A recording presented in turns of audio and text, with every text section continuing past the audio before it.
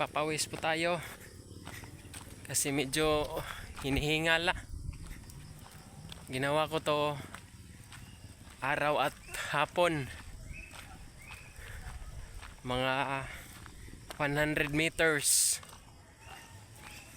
Pabalik-balik ako sa 10 ikot.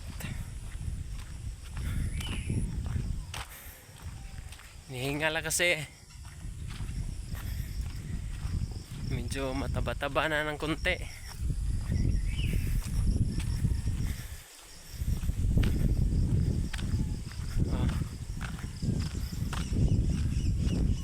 Mga 2 buwan ang ginagawa ko nito.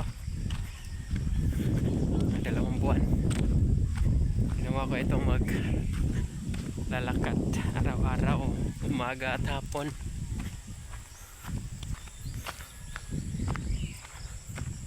para pagpawisan naman tayo. Ito ho yung daily routine ko.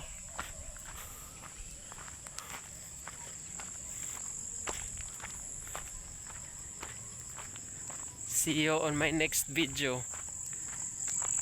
Please subscribe my YouTube channel, Maki TV. Maraming salamat po sa panonood.